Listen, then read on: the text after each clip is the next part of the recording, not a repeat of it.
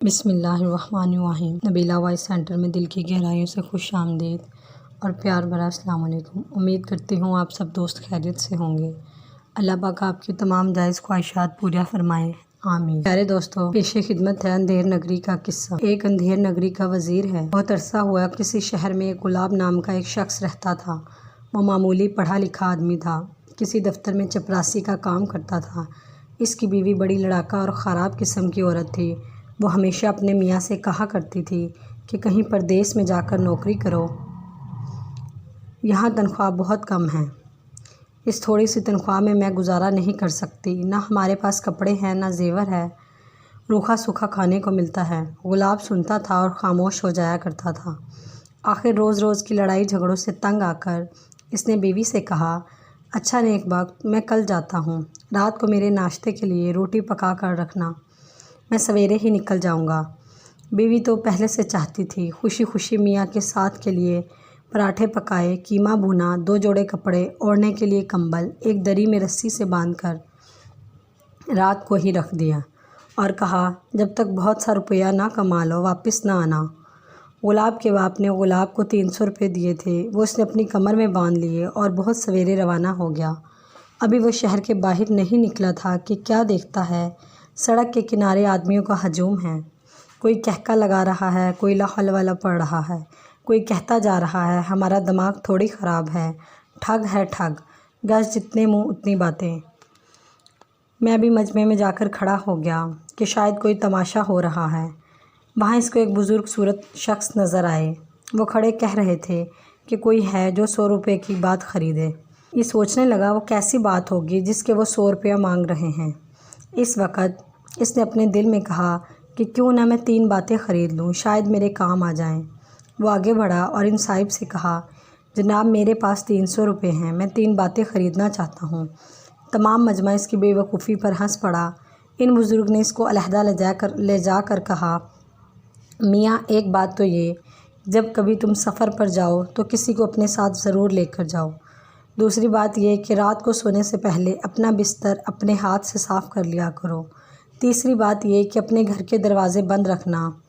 گلاب نے اپنے دل میں کہا کہ یہ تو کوئی خاص باتیں نہ بتائیں۔ بہرحال اس نے تینوں باتیں لکھ کر اپنے پاس رکھ لی اور 300 روپے دے کر اس نے پوچھا، آپ مجھے کہاں مل سکتے ہیں؟ اگر میں آپ کے پاس آنا چاہوں تو کس شہر میں جاؤں؟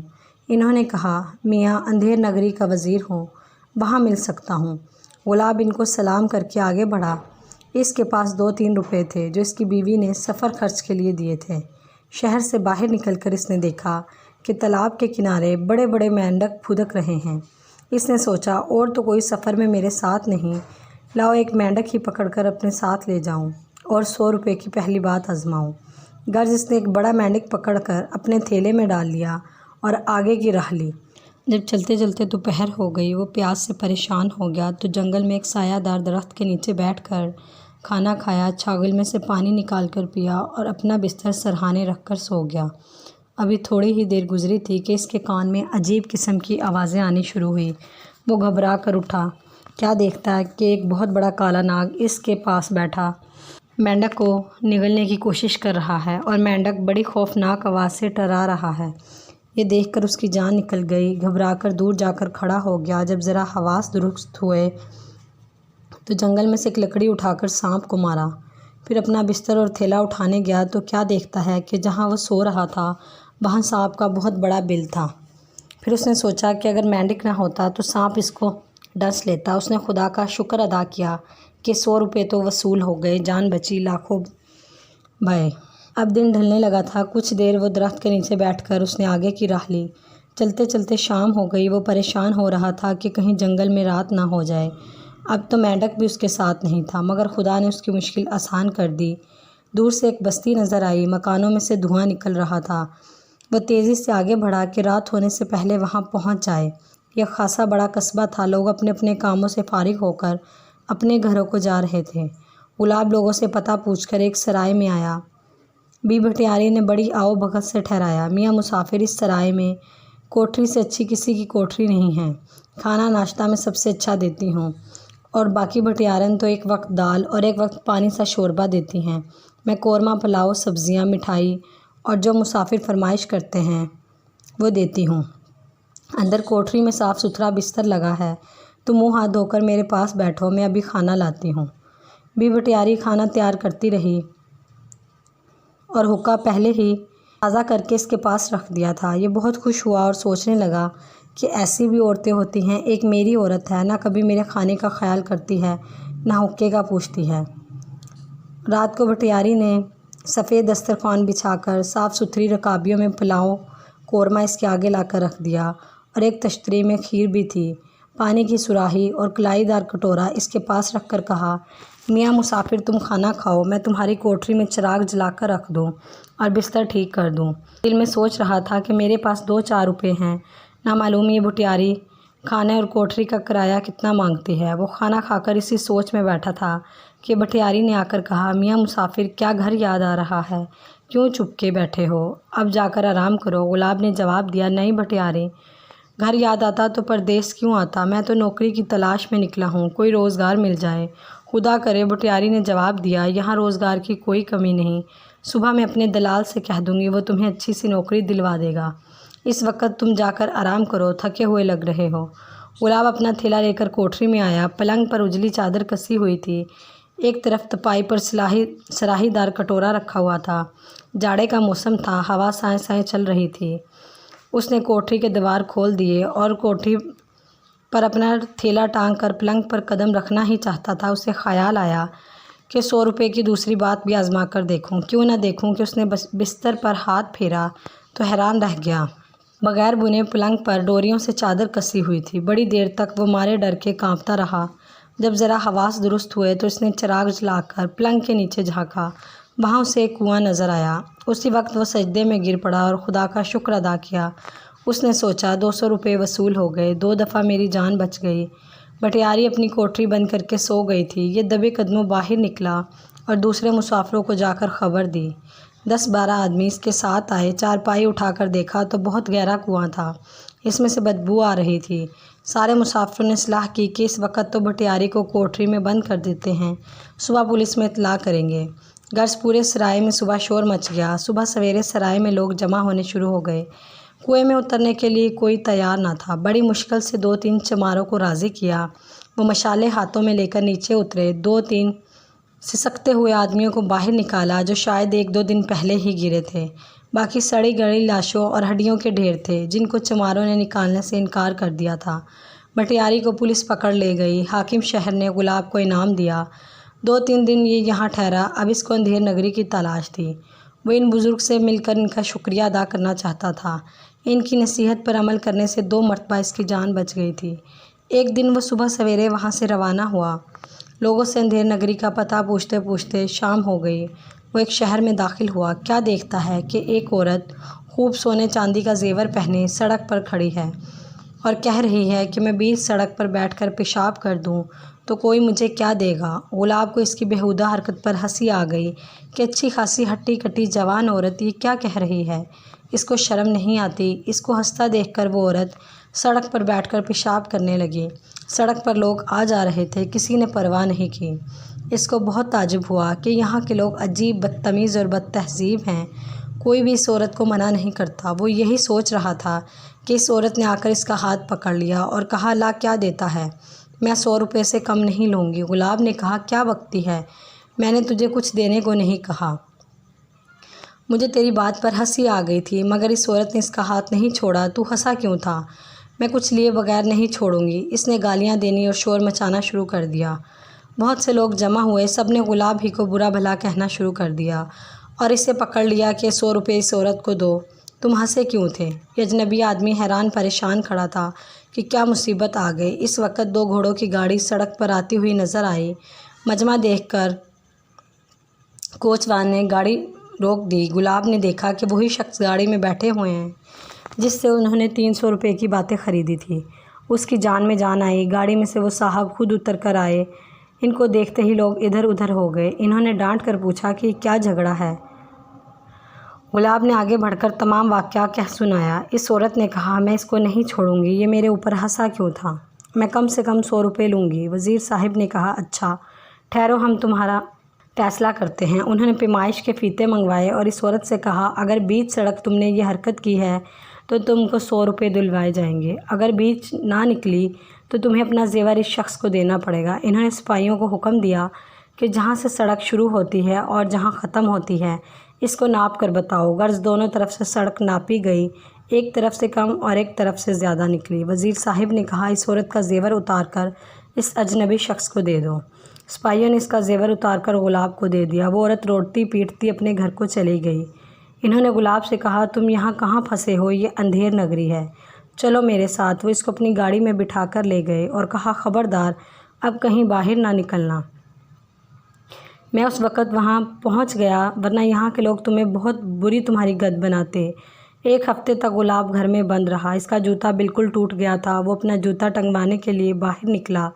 تھوڑی دور پر موچی بیٹھا تھا۔ گلاب نے اس کو اپنا جوتا دیا۔ اس نے اجرت پوچھی۔ اس نے کہا بھائی گھبراتے کیوں ہو، کچھ دے دیں گے۔ جوتا بنانے کے بعد اس نے 4 آنے دیے۔ اس کو موچی نے لینے سے انکار کر دیا۔ پھر 8 آنے دیے، وہ بھی نہیں لیے۔ 1 روپیہ دیا، وہ بھی واپس کر دیا۔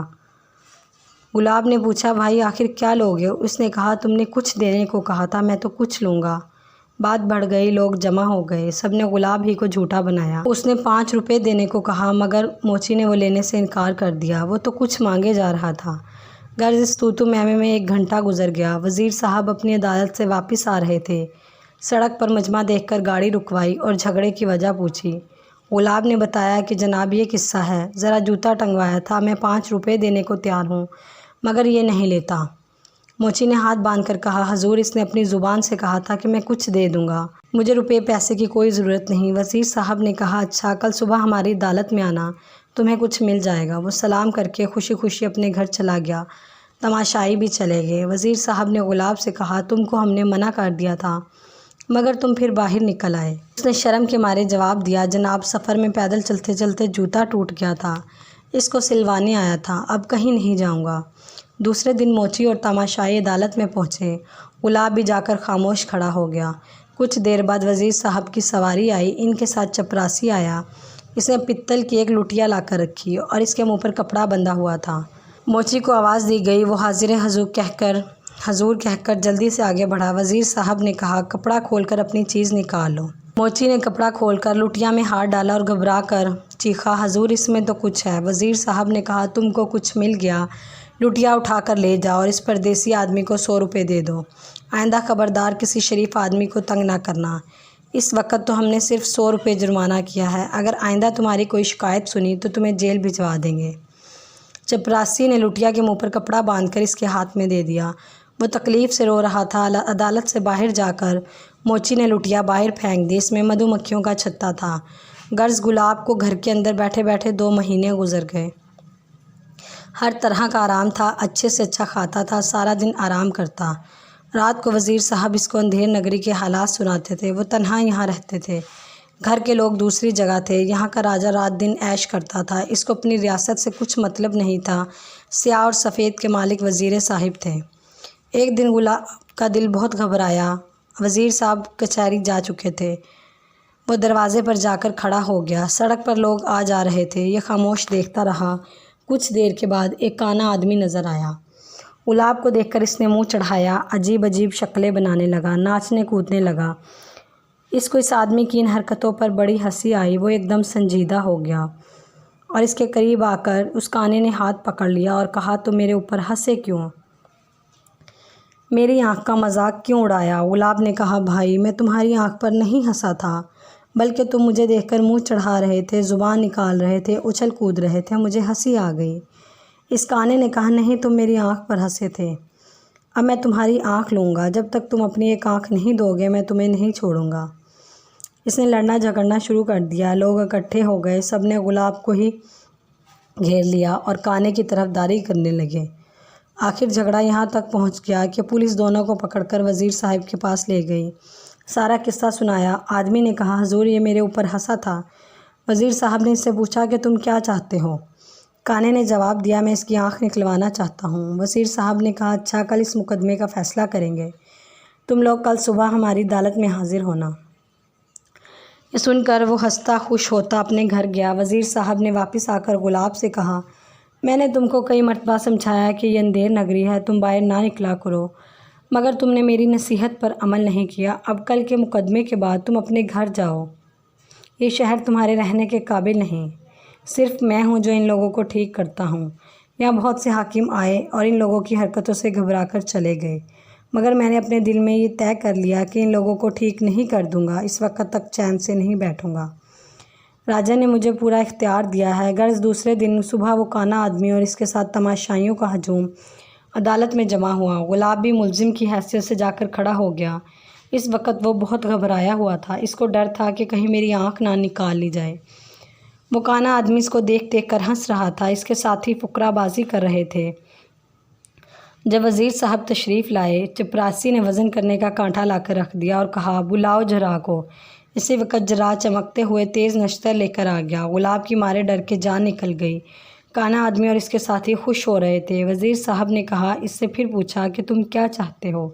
اس نے کہا تھا، میں اس آدمی کی آنکھ چاہتا ہوں۔ وزیر صاحب نے کہا، اچھا بیٹھو اور سنو، تمہاری آنکھ ذرا چھوٹی ہے، ملزم گلاب کی آنکھ بڑی ہے، ہم انصاف کرتے ہیں، پہلے تمہاری آنکھ نکال کر تولیں گے، پھر ملزم کی آنکھ نکال کر اس کے برابر وزن کر کے تمہیں دے دیں گے۔ انہوں نے چپراسی سے کہا، بلاؤ جرح کو، اس آدمی کو پکڑو تاکہ اس کی آنکھ نکال لی جائے۔ کانا کھڑا ہو گیا، حضور مجھے معاف کر دیجئے، مجھے آنکھ نہیں چاہیے، مجھے خدا کے واسطے چھوڑ دیں، مجھ سے خطا ہو گئی، جتنا جرمانہ حضور کریں گے میں دینے کو تیار ہوں، مگر میری آنکھ نہ نکلوائیے۔ وزیر صاحب نے چپراسی سے کہا کہ ہم 200 روپے جرمانہ کرتے ہیں، تم اس کے ساتھ جا کر روپیہ لے آؤ اور گلاب کو دے دو۔ 100 روپیہ گلاب کو پہلے موچی سے ملے تھے، 200 روپے اب مل گئے۔ اس عورت کا سونے چاندی کا زیور بھی اس کے پاس تھا۔ دوسرے دن اس نے اپنے گھر جانے کا ارادہ کر لیا۔ وہ گھر میں بیٹھے بیٹھے تنگ آ گیا تھا۔ دوسری بات یہ کہ وہ اپنی بیوی کو دکھانا چاہتا تھا کہ دیکھ کتنا روپیہ کما کر لایا ہوں، اور زیور بھی بنوا لیا ہے۔ وہ سمجھ رہا تھا کہ بیوی زیور کو دیکھ کر بہت خوش ہوگی، لڑائی جھگڑا اور روز کے طعنے ختم ہو جائیں گے۔ عورتوں کو تو روپے اور زیور سے بہت محبت ہوتی ہے۔ غرض اس نے وزیر صاحب سے اجازت مانگی، وہ خود یہی چاہتے تھے کہ وہ اپنے گھر چلا جائے۔ اندھیر نگری کے لوگ اس کے دشمن ہو گئے، کہیں وہ اس کو مار ہی نہ ڈالے۔ انہوں نے خوشی خوشی اجازت دے دی اور 300 روپے بھی واپس کر دیے جو 3 باتوں کو خریدنے پر لیے تھے۔ دوسرے دن وہ ان سے رخصت ہو کر روانہ ہو گیا۔ چلتے چلتے شام ہو گئی۔ وہ اسی شہر میں پہنچ گیا جہاں بٹیاری کا قصہ ہوا تھا۔ اب رائے میں نہیں ٹھہرا، ڈرا ہوا تھا۔ ایک نان بائی کی دکان پر بیٹھے بیٹھے رات گزار دی، کیونکہ اس کے پاس روپیہ بھی تھا اور زیور بھی۔ یہ سب چیزیں وہ کمر سے باندھ رکھی تھی۔ صبح اٹھ کر دکان پر کھانا کھایا، آگے کی راہ لی۔ جب اپنا شہر قریب آ گیا تو وہ ایک گاؤں میں سستانے کے لیے ٹھہر گیا۔ بھوک بھی لگ رہی تھی، کھانا خرید کر کھایا، کنویں پر جا کر پانی پیا اور وہیں گھاس پر اپنا بستر سرہانے رکھ کر لیٹ گیا۔ ساری رات کا جاگا ہوا تھا، ایسا سویا کہ شام کو آنکھ کھلی۔ گھبرا کر کھڑا ہو گیا، پہلے اپنی کمر ٹٹولی، جب اطمینان ہو گیا تو بستر بغل میں دبا کر چل پڑا۔ اب وہ تیز تیز قدموں سے جا رہا تھا، مگر پہنچتے پہنچتے رات ہو گئی۔ دروازہ اندر سے بند تھا۔ اس نے آواز دی مگر کوئی جواب نہیں ملا تو سمجھا کہ بیوی گھر میں نہیں، مگر دروازے کی درازوں میں سے روشنی نظر آ رہی تھی۔ اس نے جھانک کر دیکھا، گرمی کا موسم تھا، انگنائی میں 2 پلنگ بچھے ہوئے تھے، ایک پر اس کی بیوی سو رہی تھی، دوسرے پر کوئی اور سو رہا تھا، حقہ پاس رکھا تھا۔ یہ دیکھتے ہی مارے غصے کے اس کی آنکھوں سے شعلے نکلنے لگے، زور زور سے دروازہ پیٹنا شروع کیا۔ اس کی بیوی گھبرا کر اٹھ بیٹھی، پوچھا کون ہے؟ اس نے نام بتا کر کہا کہ جلدی دروازہ کھول ورنہ میں توڑ دوں گا۔ اس کی بیوی نے جلدی سے گھر کا دوسرا دروازہ کھول کر اس آدمی کو نکال دیا اور اندر سے کنڈی بند کر کے انگنائی والا دروازہ کھول دیا۔ گلاب نے ڈانٹ کر پوچھا کہ یہ پلنگ کس کا بچھا ہے؟ اس نے جواب دیا، تمہارے لیے روز پلنگ بچھا دیا کرتی تھی، میں جانتی تھی کہ پردیس میں تمہارا دل تھوڑی لگے گا، 1 مہینہ بھی نہیں ہوا اور تم واپس آ گئے، اس طرح کیا خاک کماؤ گے؟ گلاب نے جوتا اتارا اور کہا، سچ سچ بتا، یہ حقہ کس کا رکھا ہے؟ اے مردود، تو اپنے ہوش میں رہ، حقہ رات کو اکیلے گھر میں گڑگڑایا کرتی تھی تاکہ لوگ سمجھیں کوئی مرد ہے۔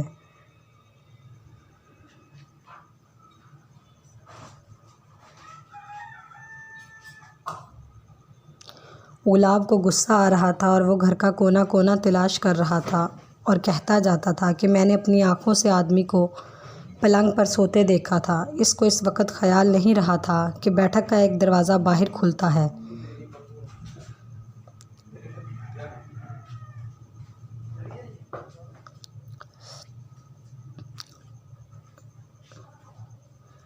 جب وہ وہاں آیا تو اپنا سر پکڑ کر بیٹھ گیا۔ اس کو خیال آیا کہ 100 روپے کی تیسری بات بالکل ٹھیک نکلی۔ غرض تمام دن وہ بیوی سے لڑتا رہا۔ صبح محلے والوں نے اس کے آنے کی خبر ہوئی، سب ملنے آئے اور اس کی بیوی کی حرکتیں سنائی۔ اس نے جو کچھ رات کو دیکھا تھا بیان کیا اور اسی دن اپنی بیوی کو طلاق دے کر اس کے مائکے بھجوا دیا۔ محلے والوں کو معلوم ہو گیا تھا کہ یہ کافی رقم کما کر لایا ہے۔ سب کی کوشش تھی کہ اس کی شادی کروا دیں، مگر اب وہ شادی کے نام سے ڈرتا تھا۔ وہ کہتا تھا کہ مجھے اب کسی عورت پر اعتبار نہیں رہا، اس لیے اب میں شادی نہیں کروں گا۔ امید کرتی ہوں دوستو آپ کو آج کی ویڈیو پسند آئی ہو تو ہماری ویڈیو کو لائک اور چینل کو سبسکرائب ضرور کر دیجیے گا۔ ملتے ہیں اگلی ویڈیو میں، تب کے لیے اللہ حافظ۔